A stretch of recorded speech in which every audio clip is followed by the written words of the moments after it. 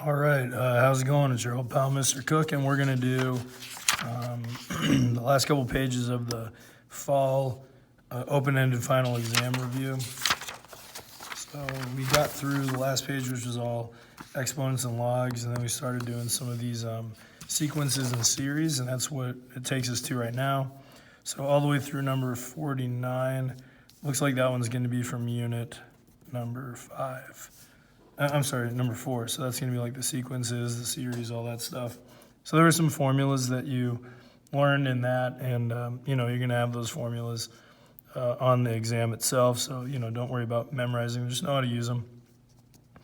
Let's see. So write an explicit formula for the arithmetic sequence. So explicit formula, arithmetic sequence, with a first term of 100 and a common difference of -8. That gives you everything that you need to know, because the formula an is equal to a1 plus the common difference times n minus 1. Yeah, the first term is a1, so just plug that in, 100 and minus 8 times n minus 1. Then it might look a little different, so distribute in the -8 just in case. So you have 100 minus 8n plus 8, and then combine like terms, so you have 108 minus 8n. And it could look like this, it could look like this. Just know how to, just use the formula to find the formula, the explicit formula for the arithmetic sequence. All right, so next, find the 83rd term of the sequence, and then it gives us the first term and the common difference again. So, it's the same steps as before, same formula. First term is 1.8, common difference is 2.4, and then you want to find the 83rd term. So all you have to do is just plug in 83 for the n value, because that represents the term number. So the 83rd term is equal to 1.8 plus 2.4 times parentheses 83 minus 1. And then, just do the rest on your calculator. So 1.8 plus 2.4 times, and then 82. So 198.6. Okay, there's the answer there, 198.6. All right, find the sum of the first 21 terms of another arithmetic sequence. So this is the summation. So the formula for that one looks like this. Sn is equal to n over 2 times a1 plus an. And you got to remember that n is the total number of terms. A1 is the first term, an is the last term. So it says find the first 21 terms. So we have to plug in, 21 is n. So the sum of the first 21 terms is equal to 21 over 2 times, and let's plug in 1 over here. 1 times 2 is 2. 2 plus 5 is 7. So 7 is the first term. And then plugging in 21 gives us the 21st term. 2 times 21 is 42. 42 plus 5 is 47. And then, just calculator time at that point. 21 over 2 times parentheses 7 plus 47. And you get your sum, which is 567. All right. Then after that, we find the summations. Now, all these ones you can just do on your calculator. Just to remind you where to find this on a TI-84, TI-83, hit the math button, and then press up to get to summation, and then just start typing it in. So we're using the x button, x value. It starts off at 0, and then, Then you do the top part, 50, and then type in the expression with x in there, so 1,000 minus 5x. And enter, and you get your sum, so that's 44625. Same thing with this one, just type it in. So we've got, the same thing. Let's change it up a little bit, and x equals 2 to 5, and then type in the expression. So it's 4 divided by parentheses x plus 2. And let me just double check that, from 2 to 5, 4 over x plus 2, yeah. And then enter. And then it says to write it as a fraction, so we go to math and change it to a fraction. So it's 319 over 105. Now these two are infinite geometric sums, so we have a different formula for that. It looks like this.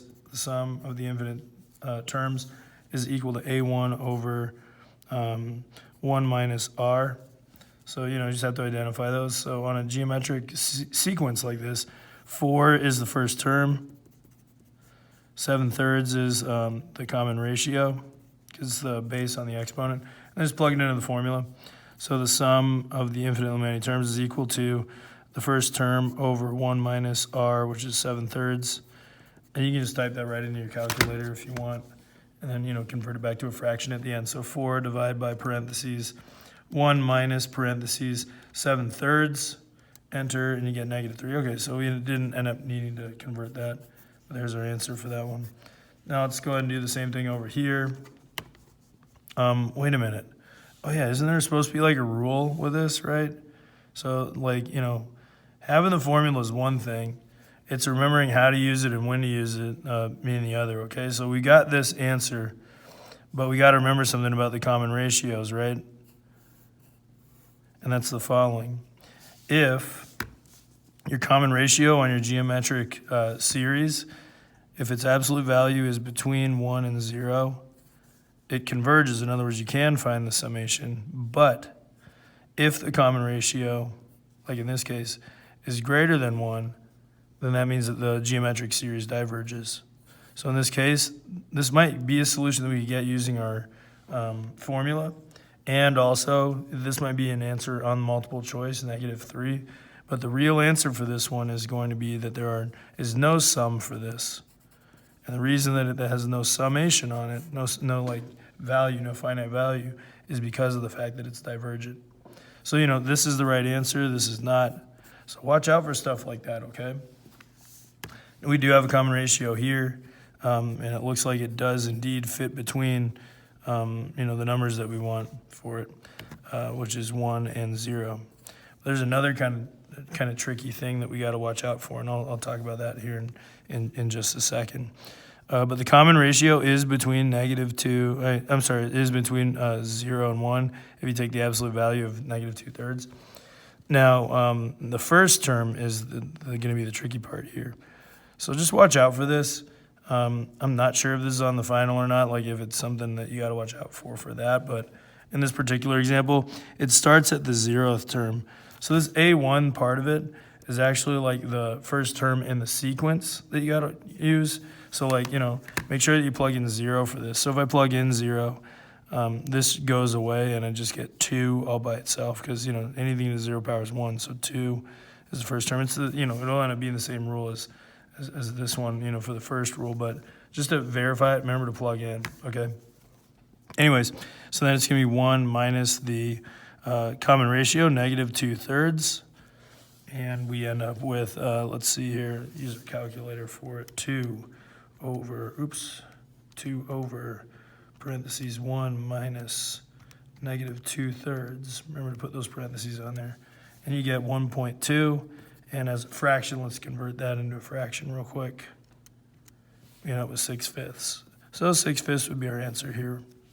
All right, so just remember to, when you have those infinite geometric series, remember to check if they, converge or diverge.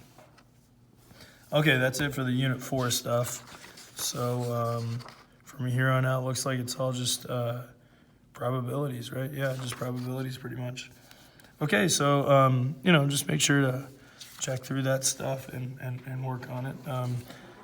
If you need, look at the Unit 4 videos that I've got up if you need a little, a couple more examples of each of these.